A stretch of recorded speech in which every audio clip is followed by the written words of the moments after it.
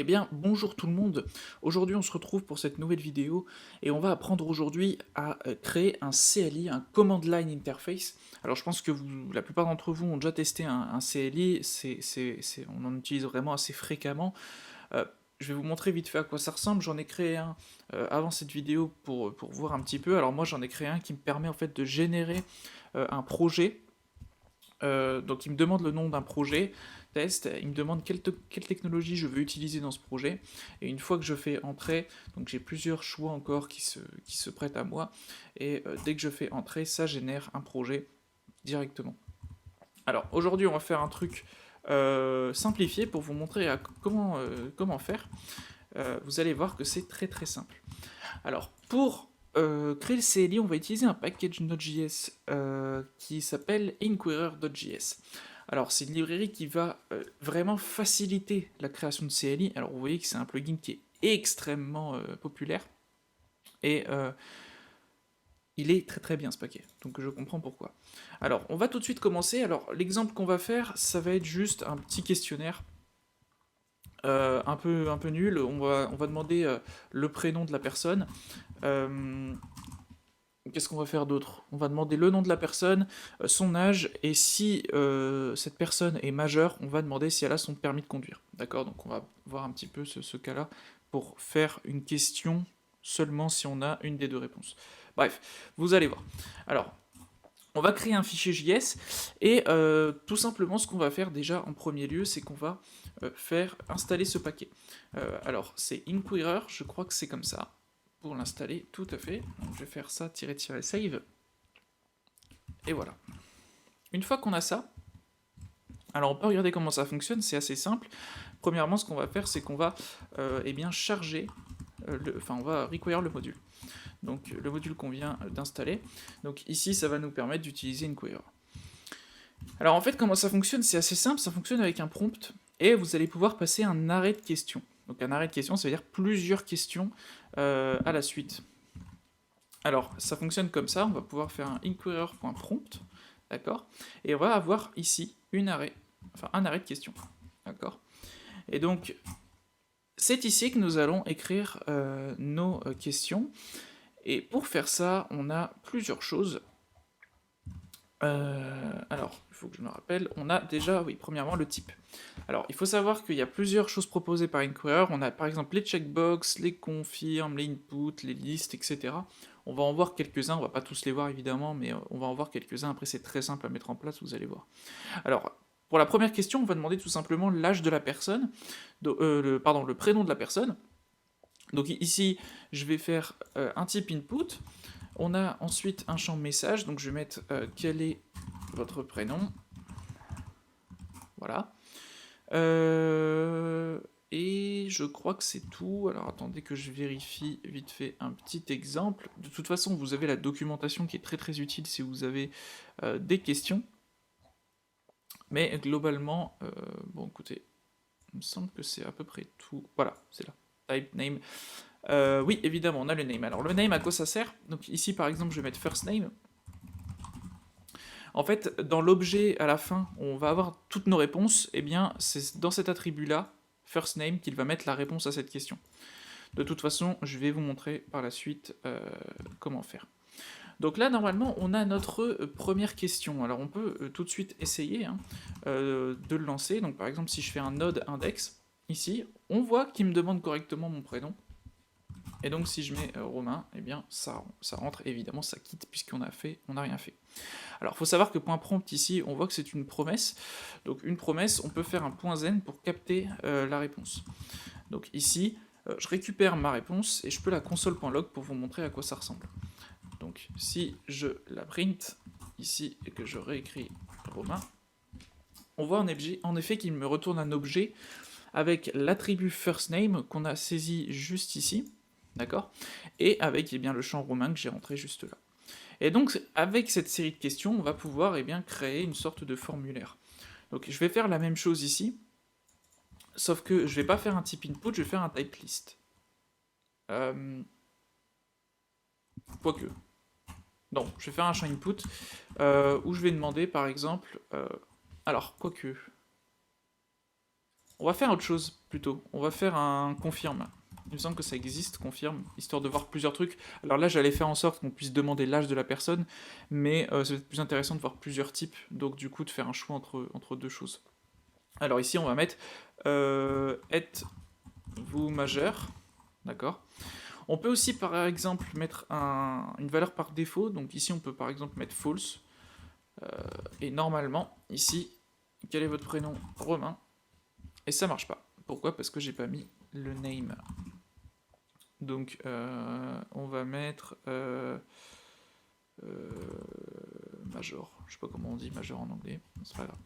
Ici, Romain, êtes-vous majeur? Voilà. Donc ça, on nous dit oui ou non. Par défaut, c'est à non. Si je fais entrer ici, on va voir que major est à false. Par contre, si je mets Y, je vois bien que major est à true. D'accord? Et j'aimerais enfin une dernière question, c'est-à-dire, eh bien, qu'on me demande si j'ai par exemple mon permis de conduire, si je suis majeur. Donc, on va pouvoir faire, eh bien, pareil, une confirme. D'accord? Avec un message. Avez-vous votre permis? Ici, par défaut, on va mettre false. Et en name, on va mettre permis. Ok, on s'en fout. Alors, si on fait l'exemple, d'accord, que je mets que je ne suis pas majeur, on voit qu'il me pose évidemment la question avez-vous votre permis? Alors que nous, on veut qu'il pose cette question-là uniquement si la personne est majeure. Donc, dans ces cas-là, ce qu'il va falloir faire, c'est utiliser ici la fonction when.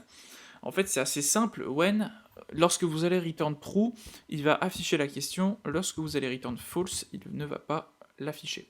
Ce qui veut dire qu'ici, si je fais when, donc ça va être en fait, pour l'instant, nos réponses. En fait, ça va être le même objet qu'ici.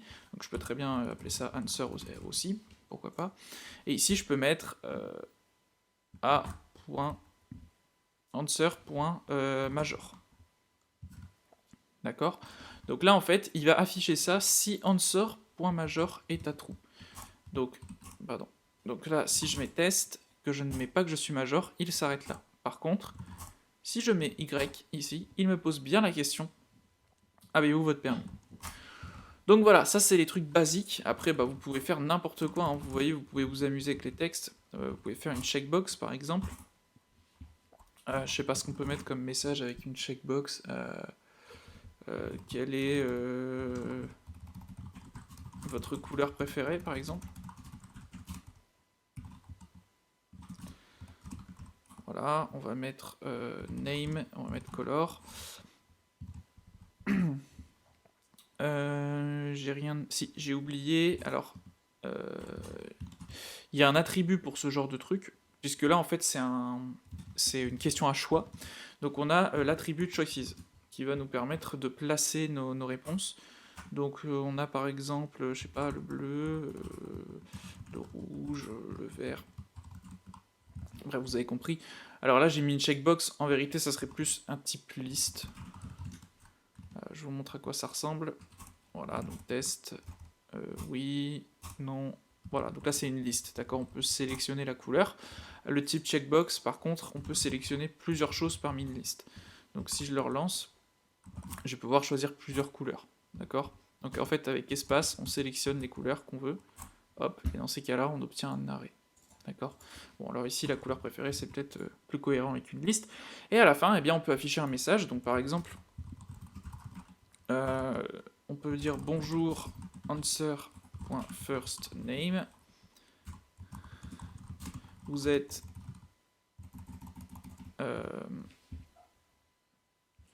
donc on peut par exemple faire une ternaire ici, donc dire par exemple, eh bien si answer.permis est à true. Dans ces cas-là, on va afficher vous avez votre permis. Vous avez votre permis et votre... Alors, attendez, hop, et votre couleur préférée est le Et ici, on peut mettre, eh bien, answer. Alors, voilà, donc hop, quel est votre prénom? Romain, êtes-vous majeur? Oui, j'ai le permis, et ma couleur préférée, c'est le bleu. Voilà. Alors, j'ai fait une connerie avec ma ternaire, ici. Oui, puisque c'est tout ça qu'il faut mettre dans la ternaire, en fait. Voilà. Bon, bref. Romain, majeur, oui, bleu. Voilà, bonjour Romain, vous avez votre permis, votre couleur préférée est le bleu. Voilà, bon, c'était un exemple très simplifié de comment ça fonctionne. Si vous êtes intéressé pour une vidéo un peu plus poussée, ou sur lequel on peut créer, par exemple, on peut soit cloner un projet GitHub, soit je sais pas, prendre un template pour voir un petit peu comment font les CLI, par exemple, d'Angular ou d'autres, pour générer les projets, eh bien dites-le moi en commentaire et je ferai peut-être une vidéo un petit peu plus poussée dessus. En tout cas, bah voilà, c'est assez simple à faire grâce à ce module. Et ici, vous avez toutes vos réponses, donc vous pouvez eh bien filtrer en fonction des réponses, et bien faire telle et telle action. Vous avez le source code de mon CLI que je mettrai en description si ça vous intéresse, pour que vous puissiez checker en fait ici, que vous puissiez checker le source code. Et puis voilà. On se retrouve pour une prochaine vidéo, j'espère qu'elle vous aura plu. Si vous avez des questions, n'hésitez pas dans les commentaires. Et puis j'espère que cette vidéo vous aura plu. Et on se retrouve à bientôt pour une prochaine vidéo. Ciao.